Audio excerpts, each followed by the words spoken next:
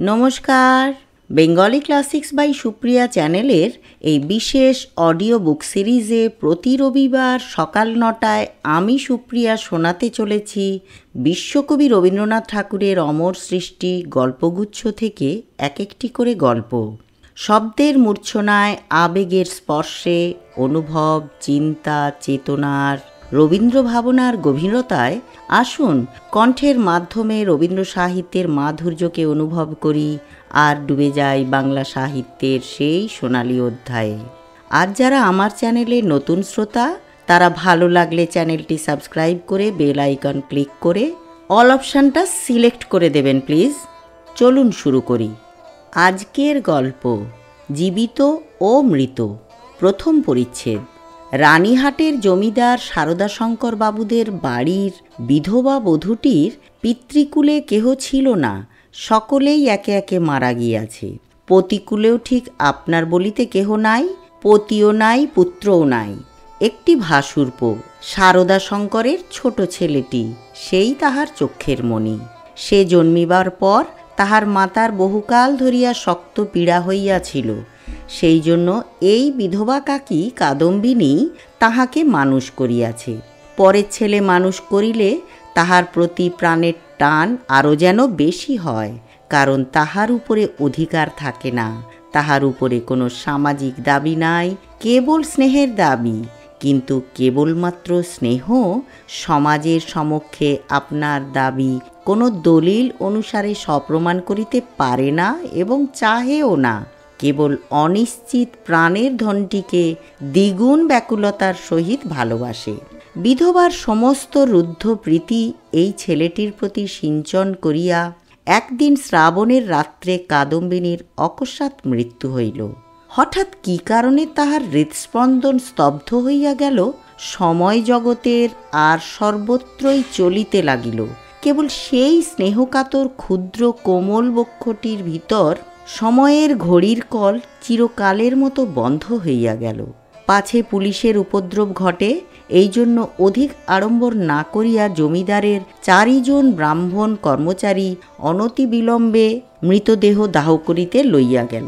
রানীহাটের শ্মশান লোকালয় হইতে বহু দূরে। পুষ্করিণীর ধারে একখানি কুটির এবং তাহার নিকটে একটা প্রকাণ্ড বটগাছ। বৃহৎ মাঠে আর কোথাও কিছু নাই। পূর্বে এইখান দিয়া নদী বহিত, এখন নদী একেবারেই শুকাইয়া গেছে। সেই শুষ্ক জলপথের এক অংশ খনন করিয়া শ্মশানের পুষ্করিণী নির্মিত হইয়াছে।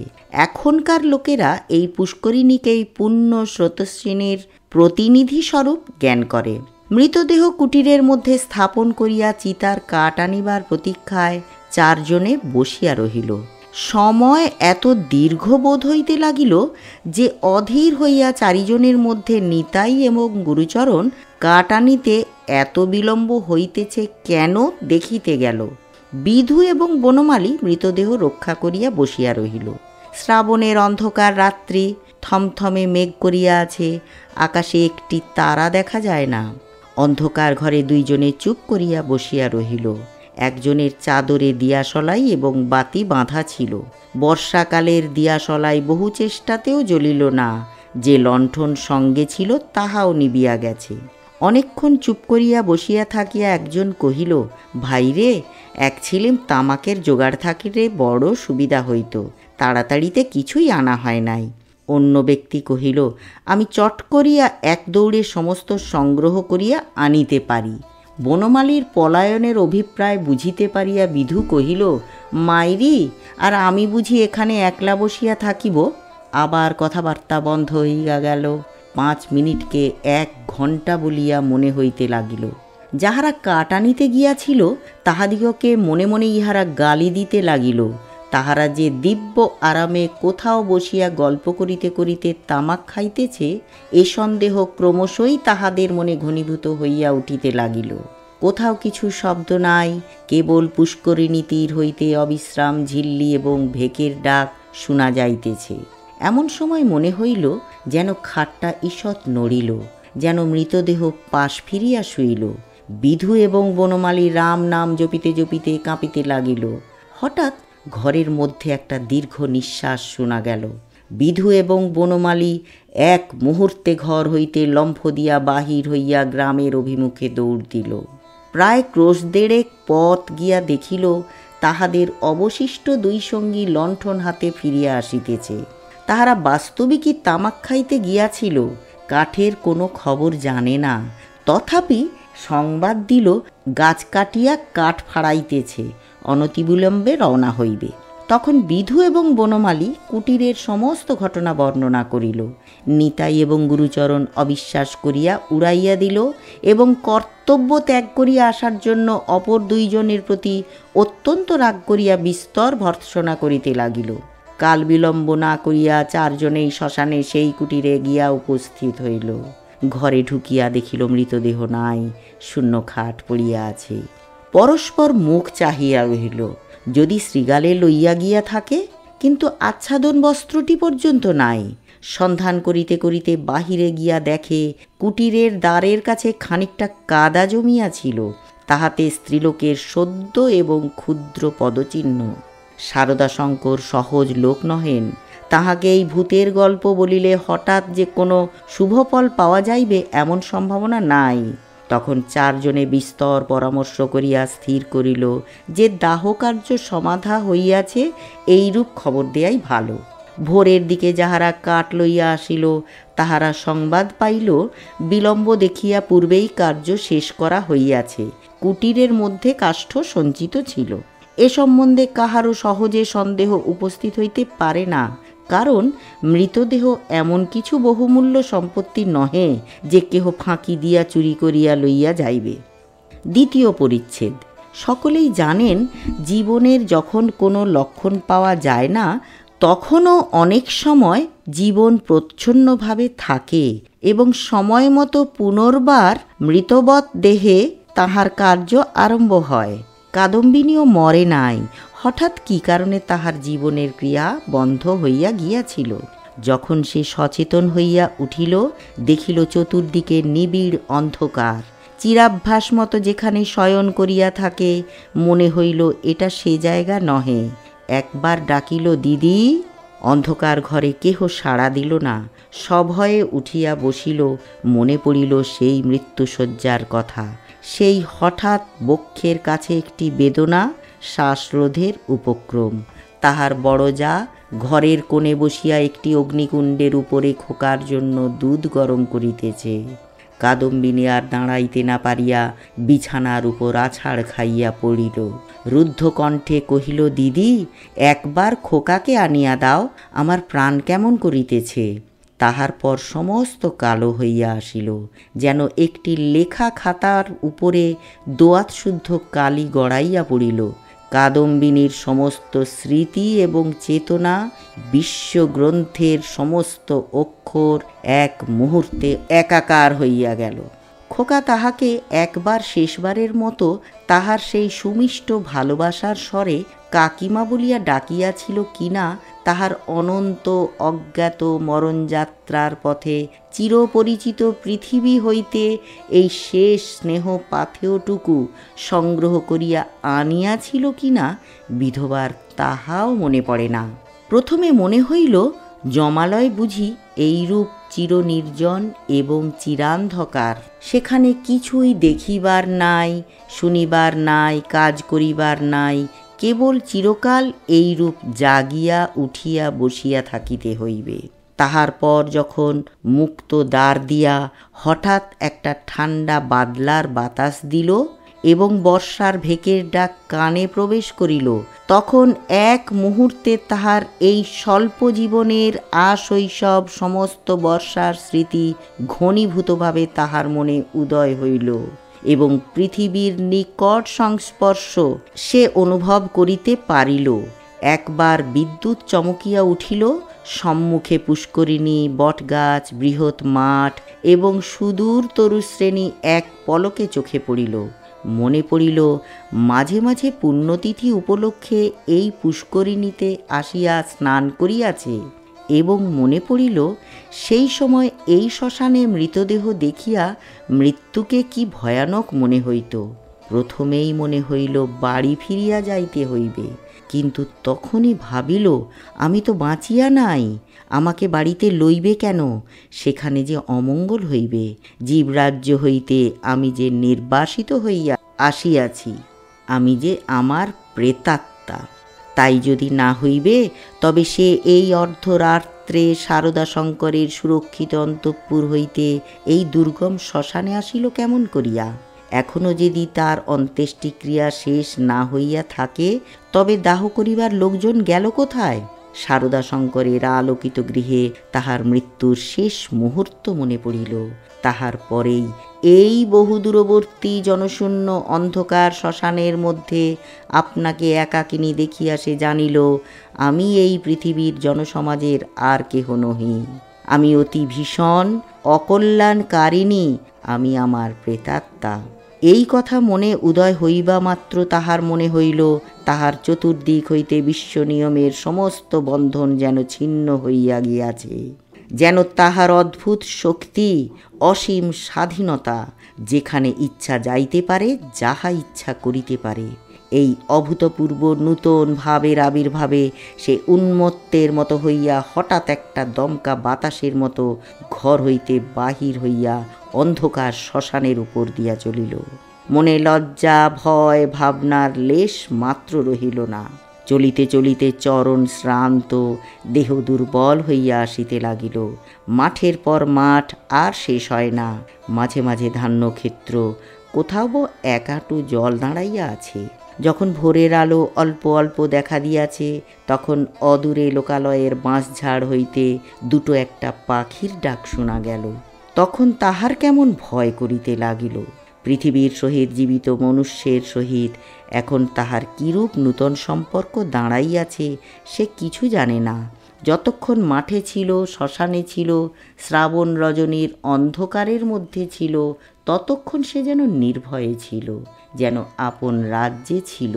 দিনের আলোকে লোকালয় তাহার পক্ষে অতি ভয়ঙ্কর স্থান বলিয়া বোধ হইল। মানুষ ভূতকে ভয় করে, ভূতও মানুষকে ভয় করে। মৃত্যু নদীর দুই পারে দুইজনের বাস। তৃতীয় পরিচ্ছেদ। কাপড়ে কাদা মাখিয়া অদ্ভুত ভাবের বসে ও রাত্রি জাগরণের পাগলের মতো হইয়া কাদম্বিনীর যেরূপ চেহারা হইয়াছিল, তাহাতে মানুষ তাহাকে দেখিয়া ভয় পাইতে পারিত এবং ছেলেরা বোধহয় দূরে পলাইয়া গিয়া তাহাকে ঢেলা মারিত। সৌভাগ্যক্রমে একটি পথিক ভদ্রলোক তাহাকে সর্বপ্রথমে এই অবস্থায় দেখিতে পায়। সে আসিয়া কহিল, মা, তোমাকে ভদ্রকুলবধূ বলিয়া বোধ হইতেছে। তুমি এ অবস্থায় একলা পথে কোথায় চলিয়াছ? কাদম্বিনী প্রথমে কোনো উত্তর না দিয়া তাকাইয়া রহিল। হঠাৎ কিছুই ভাবিয়া পাইল না। সে যে সংসারের মধ্যে আছে, তাহাকে যে ভদ্রকুলবধূর মতো দেখাইতেছে, গ্রামের পথে পথিক তাহাকে যে প্রশ্ন জিজ্ঞাসা করিতেছে, এ সমস্তই তাহার কাছে অভাবনীয় বলিয়া বোধ হইল। পথিক তাহাকে পুনশ্চ কহিল, চলো মা, আমি তোমাকে ঘরে পৌঁছাইয়া দিই। তোমার বাড়ি কোথায় আমাকে বলো। কাদম্বিনী চিন্তা করিতে লাগিল, শ্বশুর বাড়ি ফিরিবার কথা মনে স্থান দেওয়া যায় না, বাপের বাড়ি তো নাই। তখন ছেলেবেলার সইকে মনে পড়িল। সই যোগমায়ার সহিত যদিও ছোটবেলা হইতেই বিচ্ছেদ, তথাপি মাঝে মাঝে চিঠিপত্র চলে। এক এক সময় রীতিমতো ভালোবাসার লড়াই চলিতে থাকে। কাদম্বিনী জানাইতে চাহে ভালোবাসা তাহার দিকেই প্রবল। যোগমায়া জানাইতে চাহে কাদম্বিনী তাহার ভালোবাসার যথোপযুক্ত প্রতিদান দেয় না।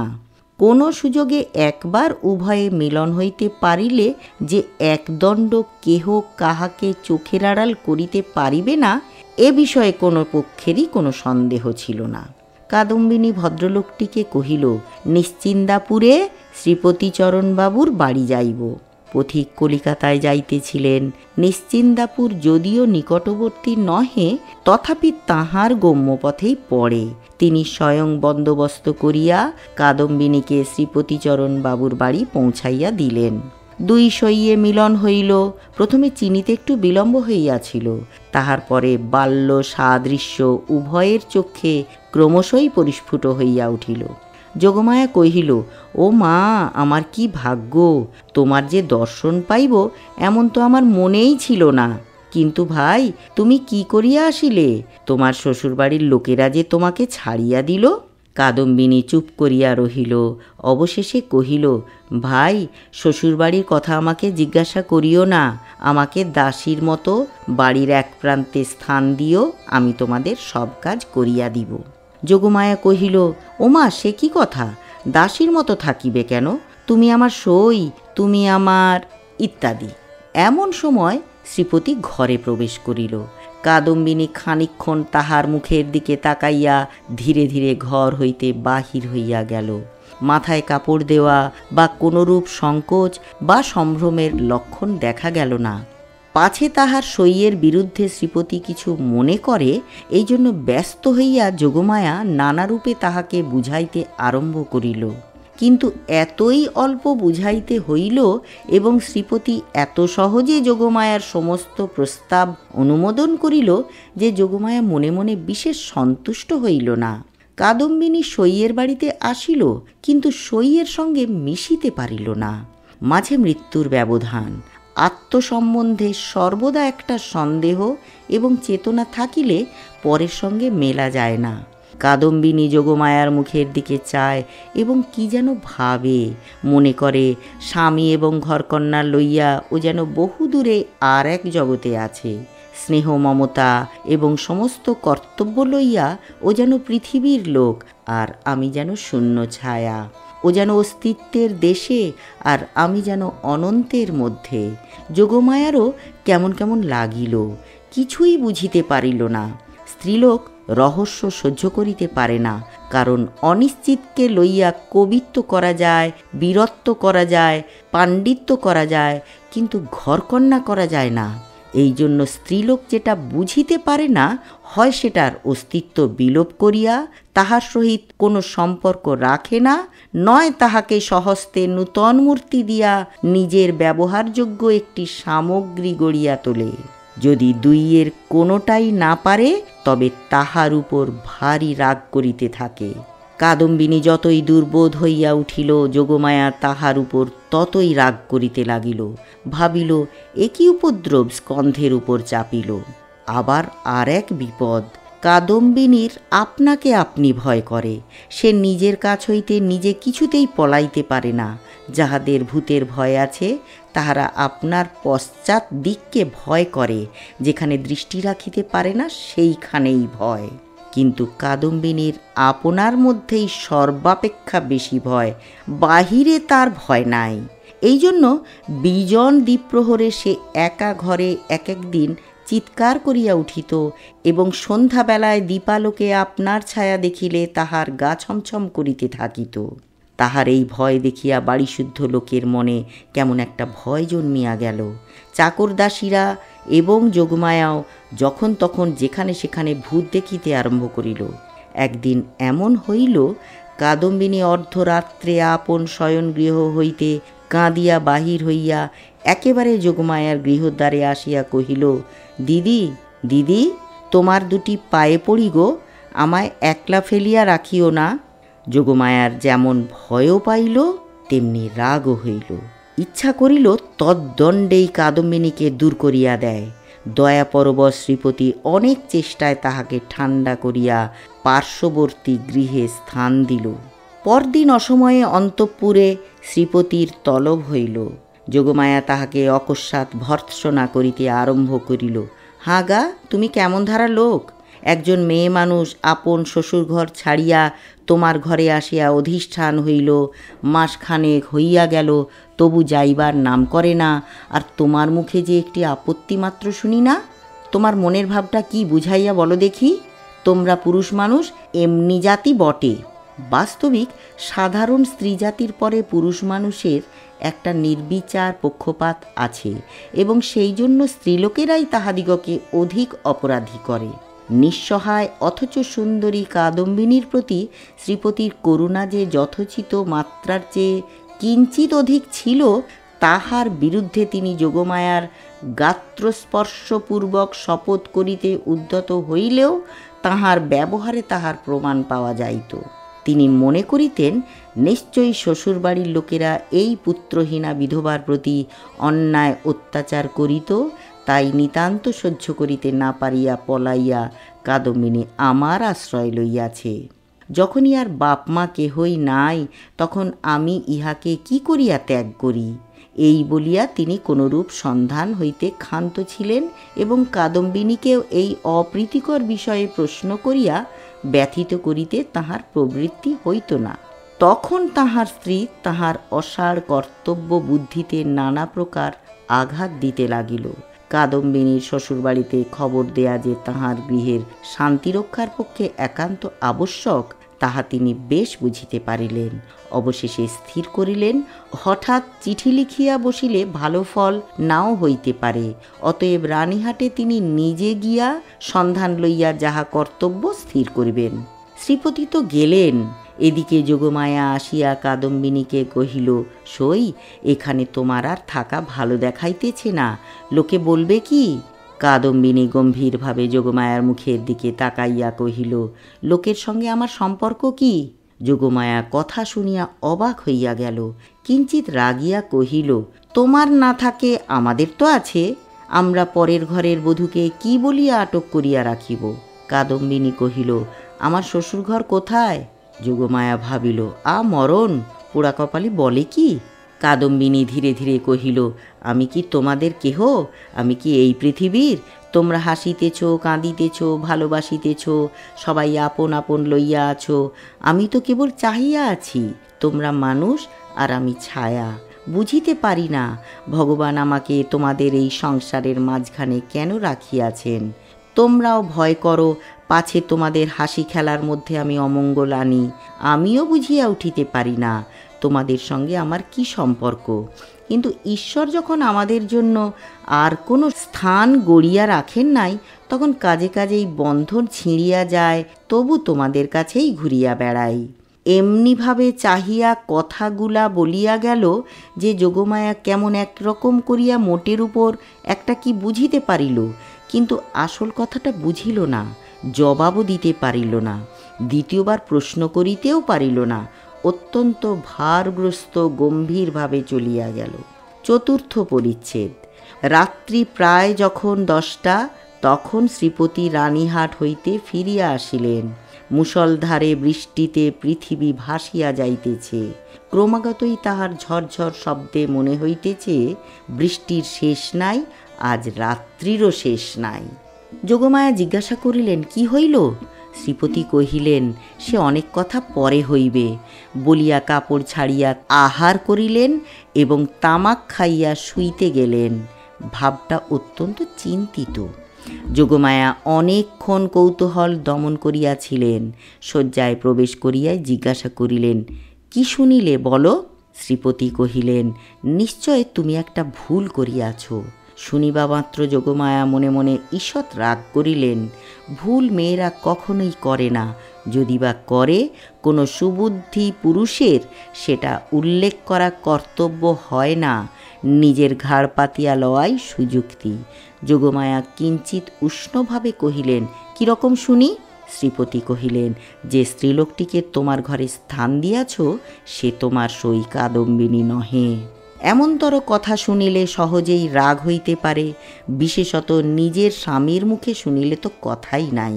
যোগমায়া কহিলেন, আমার সইকে আমি চিনি না, তোমার কাছ হইতে চিনিয়া লইতে হইবে? কি কথার শ্রী! শ্রীপতি বুঝাইলেন, এই স্থলে কথার শ্রী লইয়া কোনরূপ তর্ক হইতেছে না, প্রমাণ দেখিতে হইবে। যোগমায়ার সই কাদম্বিনী যে মারা গিয়াছে তাহাতে কোনো সন্দেহ নাই। যোগমায়া কহিলেন, ওই শোনো, তুমি নিশ্চয় একটা গোল পাকাইয়া আসিয়াছ। কোথায় যাইতে কোথায় গিয়াছ, কি শুনিতে কি শুনিয়াছ, তাহার ঠিক নাই। তোমাকে নিজে যাইতে কে বলিল? একখানা চিঠি লিখিয়া দিলেই সমস্ত পরিষ্কার হইত। নিজের কর্মপটুতার প্রতি স্ত্রীর এইরূপ বিশ্বাসের অভাবে শ্রীপতি অত্যন্ত ক্ষুণ্ণ হইয়া বিস্তারিতভাবে সমস্ত প্রমাণ প্রয়োগ করিতে লাগিলেন, কিন্তু কোনো ফল হইল না। উভয় পক্ষে হাঁ না করিতে করিতে রাত্রি দ্বিপ্রহর হইয়া গেল।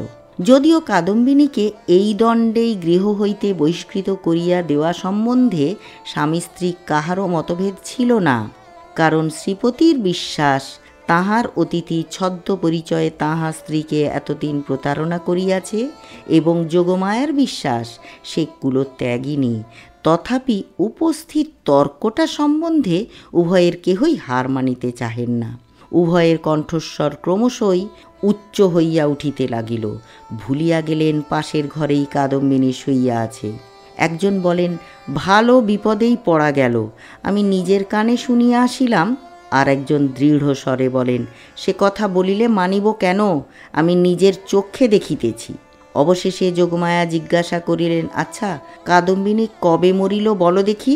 ভাবিলেন কাদম্বিনীর কোনো একটা চিঠির তারিখের সহিত অনৈক্য বাহির করিয়া শ্রীপতির ভ্রম সপ্রমাণ করিয়া দিবেন।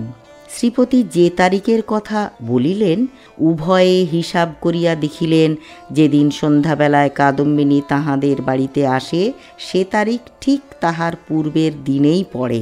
শুনিবা মাত্র যোগমায়ার বুকটা হঠাৎ কাঁপিয়া উঠিল। শ্রীপতিরও কেমন একরকম বোধ হইতে লাগিল। এমন সময় তাহাদের ঘরের দ্বার খুলিয়া গেল। একটা বাদলার বাতাস আসিয়া প্রদীপটা ফস করিয়া নিবিয়া গেল। বাহিরের অন্ধকার প্রবেশ করিয়া এক মুহূর্তে সমস্ত ঘরটা আগাগোড়া ভরিয়া গেল। কাদম্বিনী একেবারে ঘরের ভিতর আসিয়া দাঁড়াইল। তখন রাত্রি 2:30 প্রহর হইয়া গিয়াছে, বাহিরে অবিশ্রাম বৃষ্টি পড়িতেছে। কাদম্বিনী কহিল, সই আমি তোমার সেই কাদম্বিনী, কিন্তু এখন আমি আর বাঁচিয়া নাই, আমি মরিয়া আছি।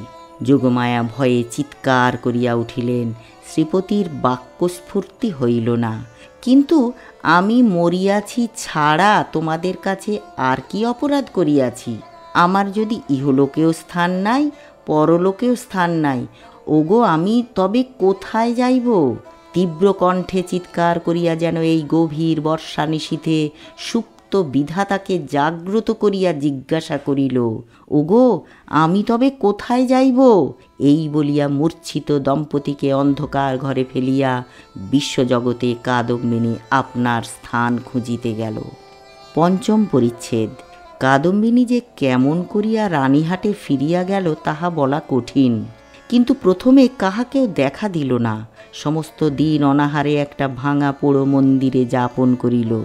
বর্ষার অকাল সন্ধ্যা যখন অত্যন্ত ঘন হইয়া আসিল এবং আসন্ন দুর্যোগের আশঙ্কায় গ্রামের লোকেরা ব্যস্ত হইয়া আপন আপন গৃহে আশ্রয় করিল, তখন কাদম্বিনী পথে বাহির হইল। শ্বশুরবাড়ির দ্বারে গিয়া একবার তাহার হৃৎকম্প উপস্থিত হইয়াছিল, কিন্তু মস্ত ঘোমটা টানিয়া যখন ভিতরে প্রবেশ করিল দাসী ভ্রমে দ্বারীরা কোনরূপ বাধা দিল না। এমন সময় বৃষ্টি খুব চাপিয়া আসিল, বাতাসও বেগে বহিতে লাগিল। তখন বাড়ির গৃহিণী শারদা শঙ্করের স্ত্রী তাহার বিধবা ননদের সহিত তাস খেলিতেছিলেন। ঝি ছিল রান্নাঘরে এবং পীড়িত খোকা জ্বরের উপশমে শয়নগৃহে বিছানায় ঘুমাইতেছিল।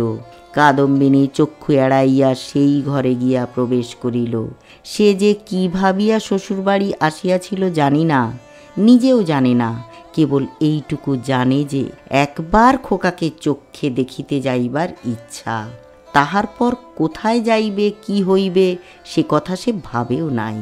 দীপালোকে দেখিল রুগ্ন শীর্ণ খোকা হাত মুঠা করিয়া ঘুমাইয়া আছে। দেখিয়া উত্তপ্ত হৃদয় যেন তৃষাতুর হইয়া উঠিল। তাহার সমস্ত বালাই লইয়া তাহাকে একবার বুকে চাপিয়া না ধরিলে কি বাঁচা যায়? আর তাহার পর মনে পড়িল, আমি নাই, ইহাকে দেখিবার কে আছে? ইহার মা সঙ্গ ভালোবাসে, গল্প ভালোবাসে, খেলা ভালোবাসে।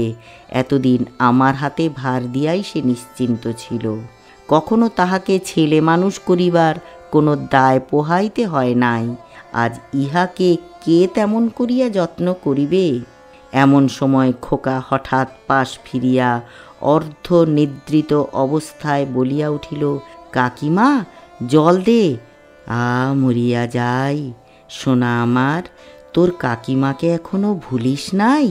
তাড়াতাড়ি কুঁজা হইতে জল গড়াইয়া লইয়া খোকাকে বুকের উপর তুলিয়া কাদম্বিনী তাহাকে জল পান করাইল। যতক্ষণ ঘুমের ঘোর ছিল চিরাভ্যাস মতো কাকিমার হাত হইতে জল খাইতে খোকার কিছুই আশ্চর্য বোধ হইল না। অবশেষে কাদম্বিনী যখন বহুকালের আকাঙ্ক্ষা মিটাইয়া তাহার মুখচুম্বন করিয়া তাহাকে আবার শুয়াইয়া দিল, তখন তাহার ঘুম ভাঙিয়া গেল এবং কাকিমাকে জড়াইয়া ধরিয়া জিজ্ঞাসা করিল, কাকিমা, তুই মরে গিয়েছিলি? কাকিমা কহিল, হাঁ খোকা। আবার তুই খোকার কাছে ফিরে এসেছিস, আর তুই মরে যাবি নে? ইহার উত্তর দিবার পূর্বেই একটা গোল বাঁধিল। ঝি এক বাটি সাগু হাতে করিয়া ঘরে প্রবেশ করিয়াছিল। হঠাৎ বাটি ফেলিয়া মাগো বলিয়া আছাড় খাইয়া পড়িয়া গেল। চিৎকার শুনিয়া তাস ফেলিয়া গিন্নি ছুটিয়া আসিলেন। ঘরে ঢুকিতেই তিনি একেবারে কাঠের মতো হইয়া গেলেন। পলাইতেও পারিলেন না, মুখ দিয়া একটি কথাও সরিল না। এই সকল ব্যাপার দেখিয়া খোকারও মনে ভয়ের সঞ্চার হইয়া উঠিল। সে কাঁদিয়া বলিয়া উঠিল, কাকিমা, তুই যা। কাদম্বিনী অনেক দিন পরে আজ অনুভব করিয়াছে যে সে মরে নাই। সেই পুরাতন ঘরদ্বার, সেই সমস্ত, সেই খোকা, সেই স্নেহ তাহার পক্ষে সমান জীবন্তভাবেই আছে। মধ্যে কোনো বিচ্ছেদ, কোনো ব্যবধান জন্মায় নাই। সইয়ের বাড়ি গিয়া অনুভব করিয়াছিল বাল্যকালের সে সই মরিয়া গিয়াছে। খোকার ঘরে আসিয়া বুঝিতে পারিল খোকার কাকিমা তো এক তিলও মরে নাই। ব্যাকুলভাবে কহিল, দিদি, তোমরা আমাকে দেখিয়া কেন ভয় পাইতেছ? এই দেখো, আমি তোমাদের সেই তেমনি আছি। গিন্নি আর দাঁড়াইয়া থাকিতে পারিলেন না, মূর্ছিত হইয়া পড়িয়া গেলেন। ভগ্নীর কাছে সংবাদ পাইয়া শারদাশঙ্কর বাবু স্বয়ং অন্তঃপুরে আসিয়া উপস্থিত হইলেন। তিনি জোড় হস্তে কাদম্বিনীকে কহিলেন, ছোট বৌমা, এই কি তোমার উচিত হয়? সতীশ আমার বংশের একমাত্র ছেলে, উহার প্রতি তুমি কেন দৃষ্টি দিতেছ? আমরা কি তোমার পর? তুমি যাওয়ার পর হইতে ও প্রতিদিন শুকাইয়া যাইতেছে। উহার ব্যামো আর ছাড়ে না, দিনরাত কেবল কাকিমা কাকিমা করে। যখন সংসার হইতে বিদায় লইয়াছ, তখন এ মায়াবন্ধন ছিঁড়িয়া যাও, আমরা তোমার যথোচিত সৎকার করিব। তখন কাদম্বিনী আর সহিতে পারিল না, তীব্র কণ্ঠে বলিয়া উঠিল, ওগো, আমি মরি নাই গো, মরি নাই। আমি কেমন করিয়া তোমাদের বুঝাইব আমি মরি নাই? এই দেখো আমি বাঁচিয়া আছি। বলিয়া কাঁসার বাটিটা ভূমি হইতে তুলিয়া কপালে আঘাত করিতে লাগিল। কপাল ফাটিয়া রক্ত বাহির হইতে লাগিল। তখন বলিল, এই দেখো আমি বাঁচিয়া আছি। শারদাশঙ্কর মূর্তির মতো দাঁড়াইয়া রহিলেন। খোকা ভয়ে বাবাকে ডাকিতে লাগিল। দুই মূর্ছিতা রমণী মাটিতে পড়িয়া রহিল।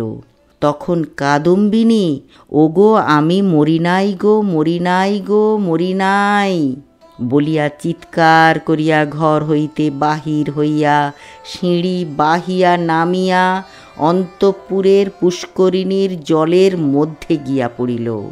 শারদাশঙ্কর উপরের ঘর হইতে শুনিতে পাইলেন ঝপাস করিয়া একটা শব্দ হইল।